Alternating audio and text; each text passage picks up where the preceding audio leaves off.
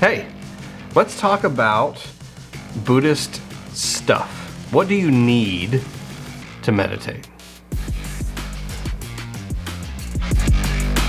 Hi, my name is Ryan. I run a meditation center in Oklahoma City, and we do a lot of meditation. Meditation center, right? We have this saying that if you visit a meditation center and they don't meditate, don't go back. So meditation is massively important. We've talked about it quite extensively already on this very young channel.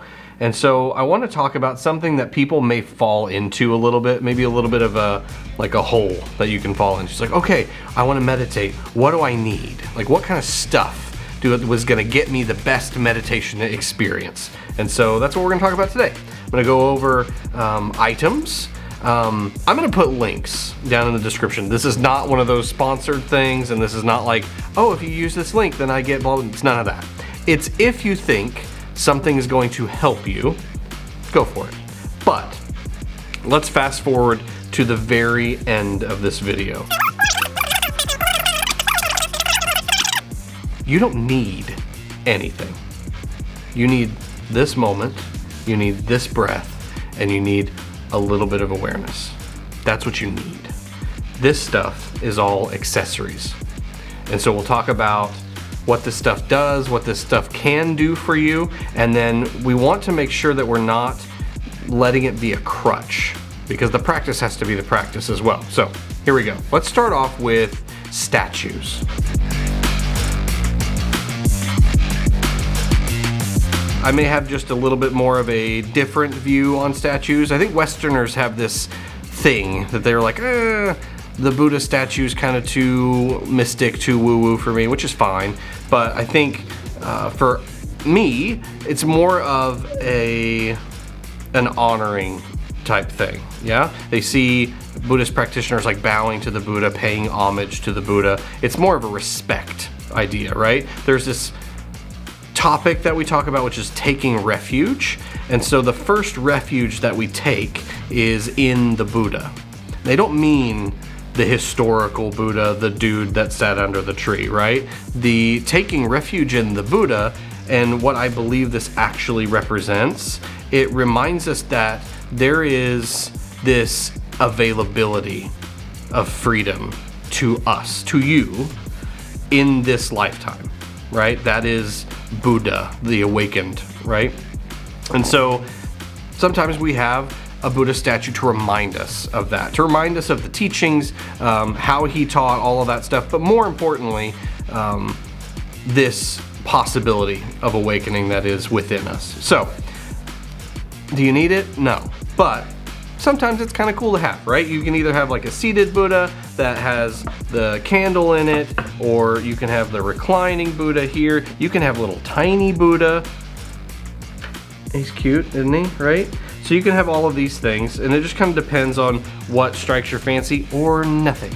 That's possible as well. So next thing we'll talk about is, let's talk about a timer, because I think that's probably the most important thing that you could use and will be beneficial to you if you do use it.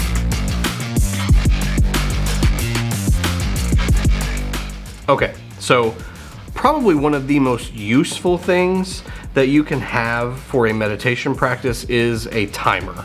I think that this is the most practical thing, just because it would be nice to know what's going on and not miss class or a soccer game or whatever, right? So having these items is kind of a nice thing. So whatever you want to use is fine. You can use a sand timer. This is probably not the best idea, because how do you know when it's over?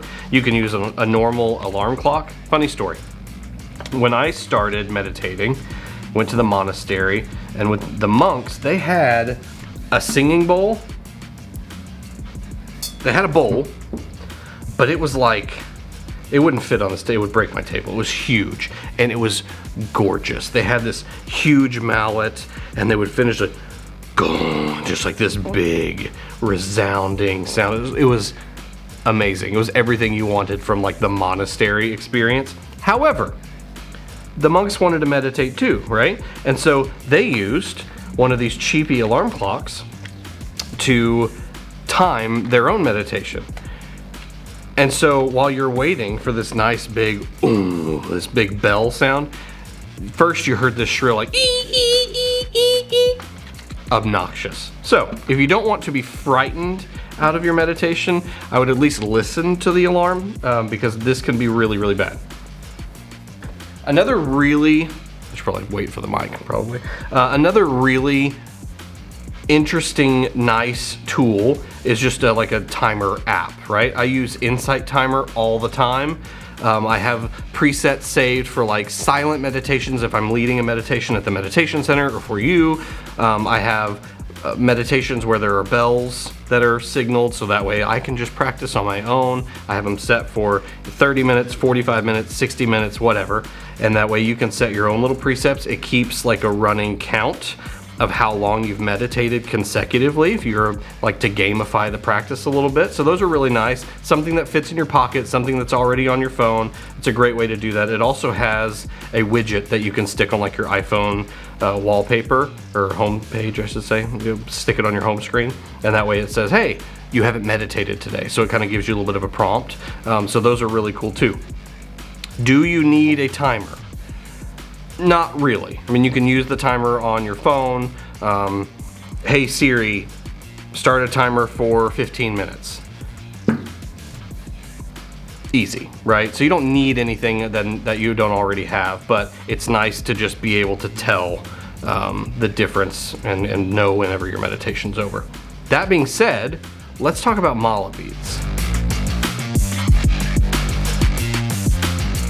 Now, I have to make a disclaimer, I'm not a Tibetan Buddhist, I'm not a Zen Buddhist, and so I don't use these in the same way as maybe some other traditions were using them or have been using them or use them currently. I use mala beads more as just a timer. So there are other ways to interpret using mala beads, and there are other like, I don't even really know. So I'm going to show you what I use them for, and then you can take and leave what you want. I know that if I have, like these are the malas that I use the most.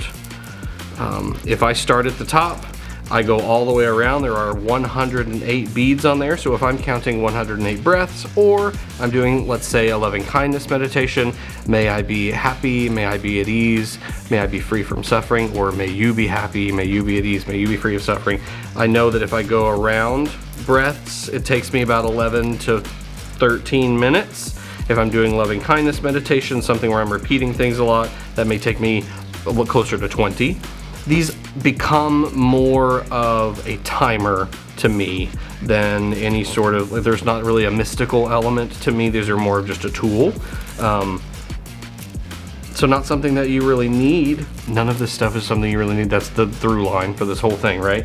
But these are things that people talk about, and lots of people talk about these. I got most of mine from the Dharma shop. I didn't really talk about that with the statues. You can get statues anywhere, but these are mostly from the Dharma shop. Those are nice. I'll link their shop down below, but there you go, mala beads. What are we gonna talk about next? I have a list. Let's talk about incense. You wanna talk about incense? Let me go get some incense. Okay, so incense, candles, I'll put in the same thing.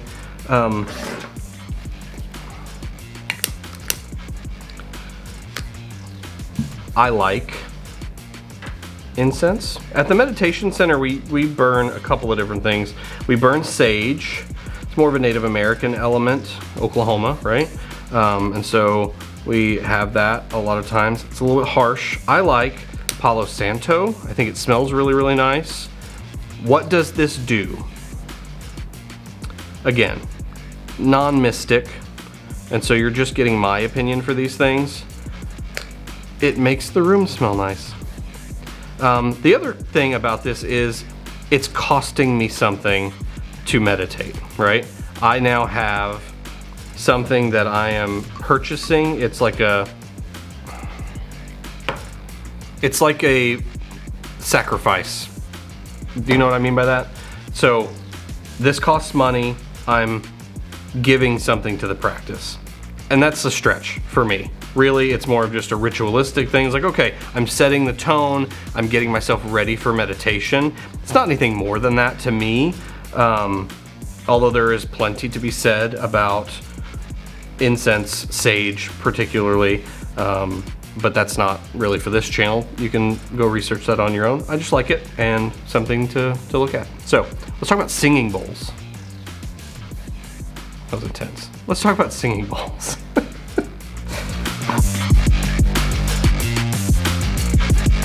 I am a sucker for a good singing bowl.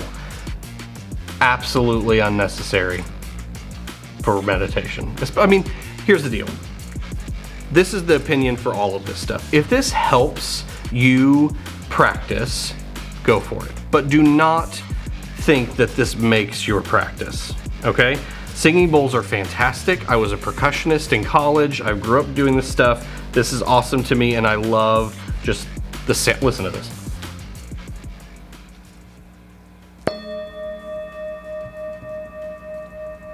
Is that not amazing? Oh, that sounds so good. Comment if you want me to start using singing bowls in guided meditations, because I will, but I don't do it all the time. Because here's the deal. I can, if I'm in a group, a big group of people, and I'm leading a meditation, I'll say, okay, here we go. And then I will get you out of meditation by just ringing the bell 3 times, okay? That's what will happen in the meditation center. However, if I'm meditating on my own, I will sit down and I will close my eyes. Like, okay, now it's time to meditate. I don't need something like this to tell me when meditation is over all the time. The insight timer that I talked about earlier, that has a bell that automatically goes off. I just think it's a lot nicer, again, than a shrill alarm or something like that.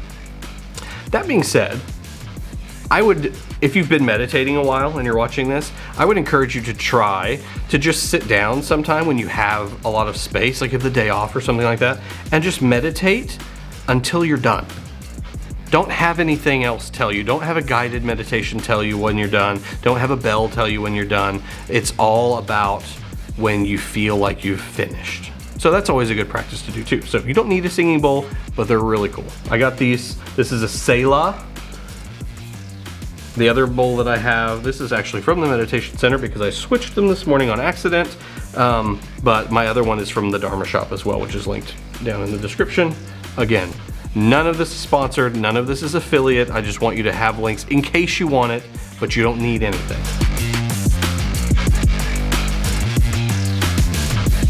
Okay, lightning round. I want to talk about 3 more things. One of them being books. Books are great. Books add a lot of context to the teachings. There's a ton of them. You have to find what fits for you. The Buddha, one of his last teachings before he died was, do not accept this as true because it's written down, because it's taught to you by a teacher. Only accept this as true when you have found this in your own experience. So, caveat, beware of teachings of teachers. Always take it for like, okay, let's test this and then go forward, right? This is not going to help you practice. Practicing is going to help you practice. So get that out of the way. The other couple of things that we're going to talk about, cushions. Cushions are a big deal. You can spend a ton of money on cushions. You don't have to spend a ton of money on cushions. You can go sit on your couch. As a matter of fact, the next couple of guided meditations that I'm going to do, I'll be using a variety of cushions, and I'll be doing them in a variety of places. And sometimes the cushions will be the cushion on the couch or my pillow or something like that. You can meditate in bed. You can meditate in, if you're in Oklahoma, the tornado shelter. I do that a lot. You can meditate at the meditation center. You can meditate at the park, in the lake, whatever. It's not about that, right? So cushions sometimes are very helpful, like the one I'm showing you right here. It's like a box. It kind of elevates me a little bit, puts my legs down. So if I'm meditating for a long period of time, say like a retreat, a day-long situation where this is, 6, 8, 10 hours of meditation in one day, it helps to not, to get blood flow back into my legs, things like that. So that's kind of important sometimes. But again, try it out.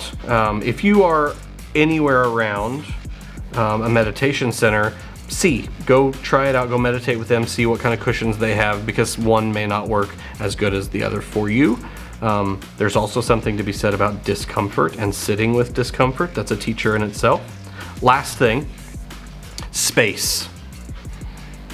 Not like the Final Frontier space, but like a meditation space. Do you have a space that is designated for you to practice at home? Sometimes, and this is not so much like a Buddhist teaching, but it's more of like a habit thing. If I have a space that's designated for meditation and I could come to this place every day, it just kind of gets me in that frame of mind to actually practice. Now, I meditate in the storm shelter a lot when I need it to be quiet and I can close the door and it's perfectly black. I can meditate on the couch sometimes whenever, my wife is in the room watching television and it kind of bleeds into the closet. Maybe that's not the best idea for my storm shelter is in my closet. I guess I should make that distinction. You can meditate in the car, not while you're driving, but in the car. You can meditate, in the parking lot. One thing that the guy that helps run the meditation center with me, his name's Harlan, when he teaches, he talks about getting somewhere 5 minutes early and just taking 5 minutes to get back to the breath before the meeting. Really good way to center yourself for that. So implementing spaces for meditation. This comes also with this idea of community, of sangha, of finding people to meditate with, because massively important to have people that can support you in your practice, to answer questions when you have them. And it's not like you need like this huge group of people. When we started our meditation center, it was me and Harlan. That was it. And then one more person came, and then one more person came, and then one more person came. And it then becomes a community. People that we get to see twice a week. We get to see, and we get to sit together, and we get to talk Dharma. Such a powerful thing. So seek that out if that feels like something that will help you. Okay, wrapping everything up. Yes, there's lots of stuff. And I like stuff. I've been doing this for long. I've gotten a lot of stuff. Some of this is from the meditation center. Some of this is from my personal stuff. You don't need any of it. You don't need any of it. You just need confidence in yourself and a little bit of gumption to just sit and be with the breath, to come back to the breath whenever you get you kind of float away. You don't need any of this stuff. When this stuff becomes a crutch, you can buy all of these things and never practice. What use is that? I would much rather you practice and not own a single thing. And that's the greatest way to begin. I have a 10-minute breath meditation on this channel already. Just go do that real quick. If you've got 10 minutes, go knock out a 10-minute meditation. You don't need anything. So I hope this is helpful. There are links down in the description. If you think something's going to help you, great. But this is not going to get you where you need to be, the practices. So please continue or start sitting with the breath. And I'll see you in the next one.